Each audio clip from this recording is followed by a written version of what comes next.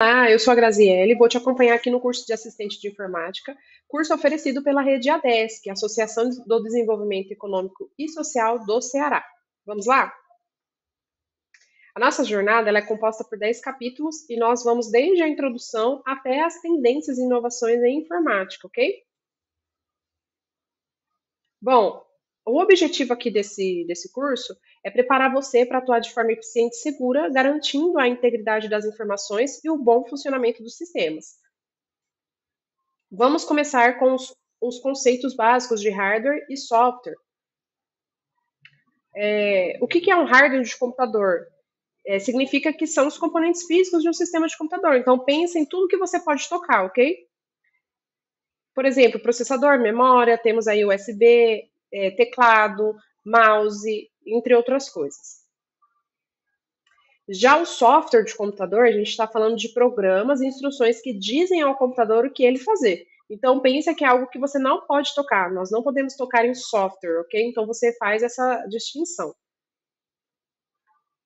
Vou te dar aqui alguns exemplos de software de computador. Então, nós temos o sistema operacional, o sistema operacional aqui nós temos como exemplo o Windows e o Mac, e no celular, Android e iOS.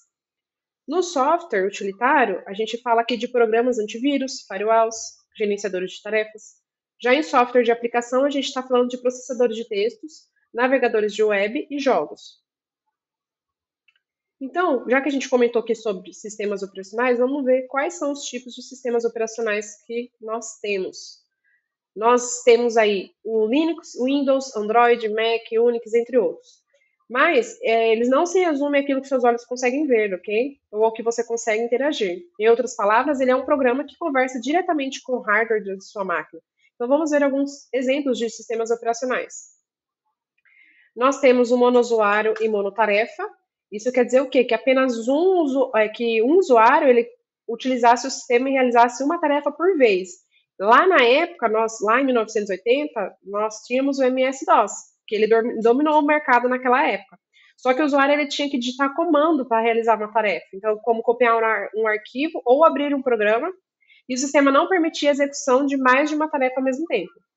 Já no monousuário e multitarefa, ele permite que o único usuário execute várias tarefas simultaneamente, como navegar na internet, enquanto edita um documento e ouve música.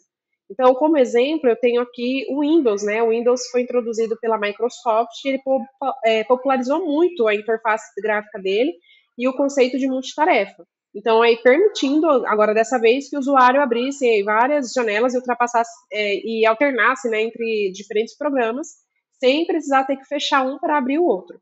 E o macOS é a mesma coisa, né? Um sistema multiusuário multitarefa que oferece também uma experiência de usuário aí fluida com a capacidade de gerenciar várias tarefas ao mesmo tempo. E já no multiusuário, são projetados para permitir que vários usuários utilizem o mesmo sistema de forma simultânea, que seja diretamente ou por meio de uma rede. Então, o Unix aqui, e suas variações como Linux, ele foi originalmente desenvolvido para ambientes de tempo compartilhado, então onde muitos usuários poderiam acessar e executar tarefas em um único sistema centralizado.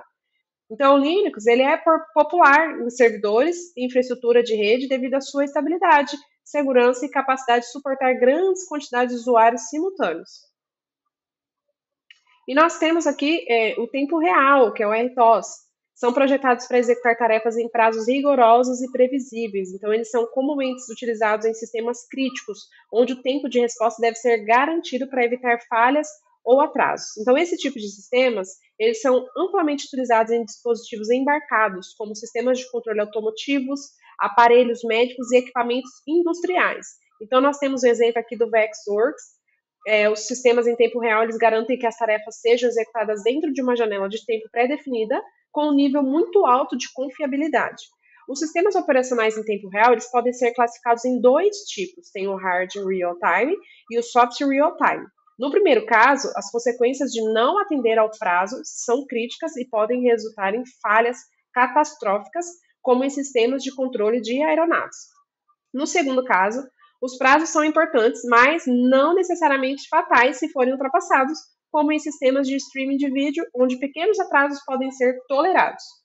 Já os distribuídos são projetados para gerenciar um grupo de computadores conectados em rede de forma que eles funcionem como um único sistema. Então, nós temos como exemplo aqui o Google File System.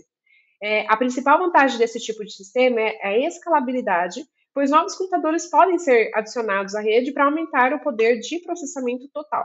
Além disso, os sistemas operacionais distribuídos são amplamente utilizados em ambientes de computação em nuvem, onde os recursos de diferentes servidores são combinados para fornecer serviços de armazenamento, processamento e rede de forma integrada.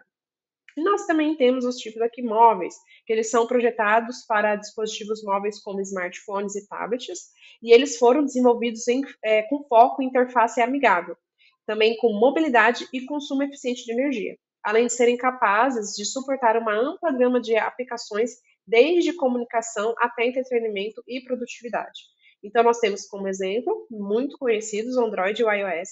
O Android ele foi desenvolvido pela Google e é um sistema operacional baseado em Linux que foi amplamente adotado por fabricantes de dispositivos móveis devido à sua natureza de código aberto.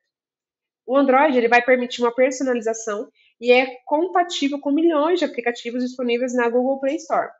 Já o iOS ele foi desenvolvido pela Apple. É exclusivo dos dispositivos de marca como o iPhone e o iPad. Então, ele é conhecido por uma estabilidade e integração eficiente com o ecossistema da Apple, além de uma interface simplificada e intuitiva. E agora a gente vai falar um pouco da evolução da informática. Bom, quais foram aí os primeiros computadores? Então, a gente tem os analógicos e os mecânicos. A evolução da informática, ela é um processo dinâmico que ela se estende por várias décadas, moldando como a humanidade interage com a tecnologia e utilizando os avanços no processamento de informações para transformar praticamente todos os aspectos da vida moderna.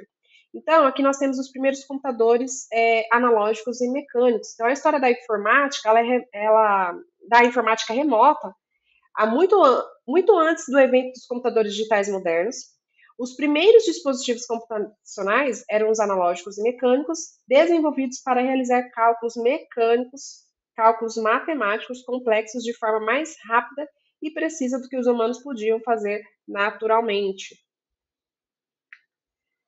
E nós temos também a era dos computadores digitais, que é a primeira geração, entre 1940 e 1950. Então, nós temos a ENIAC, que foi o primeiro computador digital e eletrônico programável do mundo. A sigla, em português, significa integrador e computador numérico eletrônico. Ele representa uma marca na história da computação. Então, o que pouca gente sabe aqui é que, como vocês podem perceber, a máquina ela foi desenvolvida por uma equipe feminina. Então, começou aí com 6 mulheres que foram as principais programadoras do computador, que mudou os rumos da informática. Mas a sua participação foi bastante ofuscada ao longo da história e começou a ser reconhecida várias décadas depois. Nós temos aqui a segunda geração, que são os transitores e linguagens de programação, entre 1950 e 60. Então, a segunda geração de computadores, ela foi marcada pela substituição das válvulas termônicas pelos transitores. Essa mudança ela foi revolucionária, porque os transitores eles eram menores e muito mais rápido, muito mais confiável e consumiam muito menos energia do que os tubos de vácuo. Então, como resultado, os computadores da segunda geração eles eram mais acessíveis e mais eficientes, permitindo aí o uso mais amplo em empresas e organizações governamentais. Indo aqui para a terceira geração, nós já estamos falando de circuitos integrados entre 1960 e 1970. Então, a terceira geração ela foi marcada pelo desenvolvimento desses circuitos, que permitiam que centenas de transitores fossem colocados em um único chip de silício. Então, essa inovação ela reduziu ainda mais o tamanho dos computadores e aumentou a sua velocidade e a capacidade de processamento. O uso desses circuitos integrados, eles também diminuiu o custo dos computadores, permitindo a disseminação mais ampla da tecnologia. Indo aqui para a quarta geração, nós estamos falando de microprocessadores e computadores pessoais. Começou lá em 1970 e nós temos isso até hoje. Então, a quarta geração, ela começou lá em 70 com o advento de microprocessador, que é um circuito integrado que contém todas as funções de processamento central de um computador. Então, aí houve o lançamento da Intel 4004 em 71 e foi um marco na história da informática porque permitiu a criação de computadores pessoais menores e muito mais baratos. Então, o microprocessador ele é essencialmente o cérebro do computador realizando aí cálculos e controlando todos os outros componentes. Vocês podem ver que começou num tamanho gigantesco os primeiros computadores e foram diminuindo ao longo dos anos. Se a gente observar bem, essa evolução foi até bem rápida. Mas ainda não acabou. Nós temos a quinta geração, onde entra a inteligência artificial e a computação em nuvem, né, desde o ano de 2000.